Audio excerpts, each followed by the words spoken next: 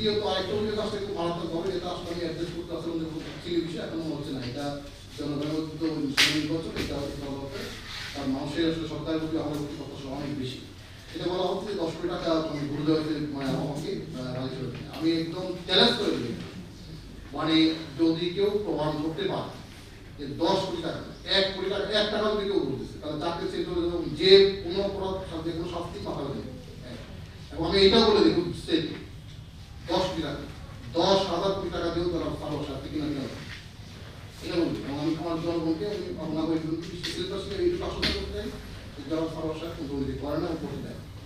সুতরাং 10 কোটি হোক 5 কোটি দয়া করে এইটাতে আপনাকে বিভ্রান্ত হবেন না এবং আপনাকে হতাশাগ্রস্ত হবেন না, এবং এই ধরনের ফেক নিউজ তারা ছড়ায় তাদের বিরুদ্ধে ব্যবস্থা নেবে। আমরা দেখছি কি আগে ব্যবস্থা নেওয়া হয়, কারণ এটা দিয়ে এক ধরনের গোলাবাড়িতে মাসিক চেষ্টা করা হচ্ছে। একই সাথে মানুষের মধ্যে নির্বাচন বিষয়টাই নিয়ে একদম বিরোধ তৈরি করা হচ্ছে যে প্রশাসন কারোর প্রতি বায়াস কিনা বা এটা নিয়ে অফিসাররা কারো দিকে পক্ষপাতিত্ব করছে কিনা এবং নির্বাচন আসলে আরো সুস্থ হবে কিনা, এই সমস্ত একটা ভুল মেসেজ কিন্তু বার্তা কিন্তু মানুষের মধ্যে দেওয়া হচ্ছে। সুতরাং আমরা এইটুকু আশ্বস্ত করতে চাই আমাদের সম্বন্ধে ভোটারদেরকে, নাগরিকবৃন্দদেরকে যে না, আমরা যে কোনো মুহূর্তে একটা সত্য নির্বাচন আমরা ভারতে চাই। এবং এই দৃঢ়কণ্ঠে বলতে পারি সেটা হলো যে এইখানে কোনো লেনদেনে কোনো প্রশ্নই আসে না এবং এই ধরনের কোনো কথাবার্তা কোনো প্রশ্নই আসে না। কারণ যারা এটা করছে ওরা জানাচ্ছেন যে গোষ্ঠী তাদের অনুরোধ দয়া করে আপনারা জাতির সামনে ইলেকশন এটাকে আপনি প্রচার করবেন করবেন। যদি কারো কাছে কোনো স্পেসিফিক কোনো তথ্য প্রমাণ থাকে দয়া করে তথ্য প্রমাণ সহ আপনি আপনার যেখানে দেওয়া দরকার সেখানে করবেন, কিন্তু মানুষের সামনে আমাদের ইমেজ খারাপ করবেন না এবং মানুষের সামনে সরকার ও আসন সম্পর্কে কোনো ভুল তথ্য উপস্থাপন করবেন দয়া করে, এইটা অনুরোধ থাকবে। আর এই ফেক নিউজগুলি যারা ছড়ায় তাদের বিরুদ্ধে আপনার আসলে একটা সামাজিকভাবে সহিষ্ণুতা থাকবে। শুধু মূলত এই বার্তা দেওয়ার জন্য আসলে আপনার কষ্টটা নিয়ে আসছে। এবং আমি নিশ্চয়ই আপনারা খেয়াল করবেন যে আমি এখানে যোগদান করার পরে যেটা হলো যে আমাদের কাজ করবো নিশ্চয়ই প্রফেশন, আমরা কি কাজ করি, কোথায় খাই, কোথায় ঘুমাই, এভরিথিং মোটামুটি সবাই কিন্তু কম বেশি জানে। সুতরাং এই ধরনের একটা মানে একদম আগান্তিক একটা ফেক নিউজ মানে সারা আমাকে ছড়িয়ে দিচ্ছেন এবং লোকজনের মধ্যে অনেকেই খুব আসছে যে সার্বসার বিরুদ্ধে এই ধরনের একটা নিউজ ছড়াবে, এটা একটু ভাবতে পারলাম। আমি একটু অপেক্ষিত আমার থেকে সেটা নিউজ দিয়ে এবং ফেক মিডিয়া ছড়াবে, এইটা আমি কখনো চিন্তা করতে পারি না। বাট যে কোয়ার্টারে করছেন দয়া করে কাছে করবেন, কারণ সামনে আমাদের জাতীয় নির্বাচন, এই নির্বাচনটা সঠিকভাবে সুন্দর করে সত্যভাবে আমাদেরকে করতে হবে। আমরা চাই সকলের সহযোগিতা, আমরা চাই সকলের সহযোগিতা, তাতে করে একটা সুন্দর নির্বাচন আমরা বানাতে পারি। দয়া করে এই ধরনের কোনো ফেক নিউজ যাতে কেউ না ছড়ায় এটা অনুরোধ থাকবে। আপনাদের সবাইকে ধন্যবাদ। যে দরিদ্র নাগরিকত্ব একটা বিষয় নিয়ে একজন প্রার্থী উল্লেখ করেছে যে তার প্রতি বৈষম্য করা হয়েছে এবং ওই সাথে বলা হয়েছে যে মালিক সাহেব 3 আসনের প্রার্থী, তাকে আমরা প্রধানমন্ত্রী করছি এবং হচ্ছে যে যেমন ভ্যাটেশন তিনি তার প্রতি বৈষম্য করা হয়েছে। তো যেহেতু এইটা নির্বাচনী অনুযায়ী আপিল করার সুযোগ আপনি আপিল করবেন, আদেশ নিয়ে গেছেন, যেহেতু এইটা বিভিন্ন জায়গায় তারা বলছেন এবং সত্য নির্বাচন বিষয়গুলো নিয়ে প্রস্তাব করছেন, এই একটি বিষয়। আরেকটি বিষয় হচ্ছে যে গতকালকে থেকে সোশ্যাল মিডিয়াতে একটা নিউজ হচ্ছে, গতকালকে আসতেছি যে মালয়েশিয়ার কাছ থেকে 10 কোটি টাকা হিসাবে আমি 10 কোটি টাকা বুঝিয়ে তাকে অনুমোদন করে দিচ্ছি। তো এইটা জনমনে একটা আপনার হচ্ছে এই ধরনের হতাশা বা এক ধরনের তৈরি হয়েছে, ফলে এটাকে পাবলিক ক্লিয়ার করতে চাই কিছু বিষয়। এই জন্য আপনারা এই জিনিসটা করতে যাওয়ার জন্য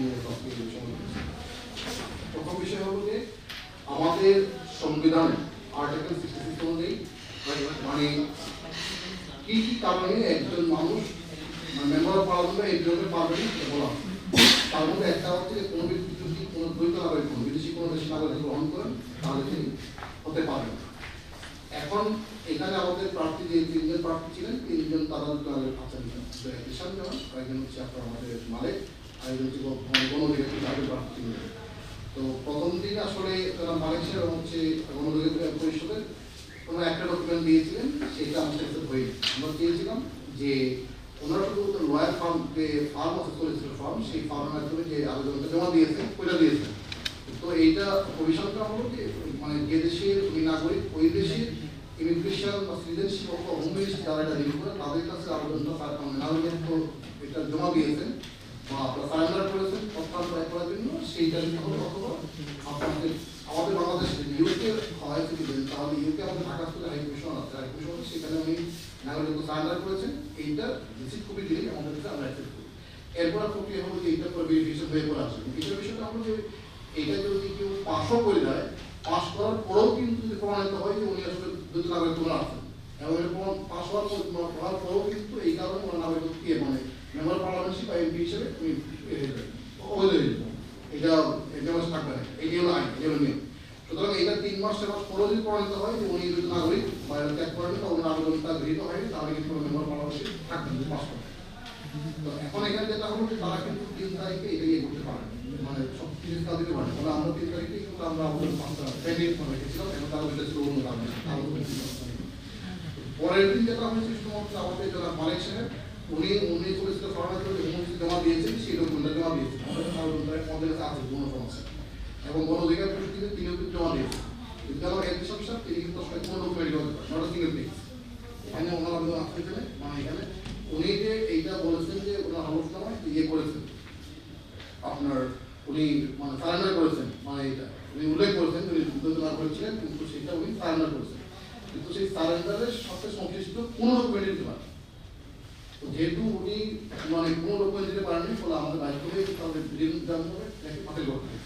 হ্যাঁ, এখন যেটা হলো সেটা হচ্ছে আপনার নির্বাচন কমিশনই এটা আপনার হচ্ছে যে আপডেটের সুযোগ আছে, উনি আমাদের আদেশ নিয়ে গেছেন। নির্বাচন কমিশন যদি এটা মনে করেন যে না, তারপরে বিবেচনা করার জন্য সময় দেন বা মনে করেন ঠিক আছে পাস করার পরে সেটা কমিশন দিতে পারেন।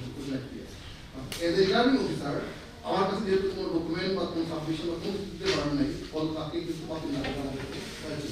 সুতরাং এখানে পক্ষপাতের কোনো অভিযোগই কিন্তু একেবারেই মানে ভিত্তিহীন বলে মনে করি একটা বিষয়।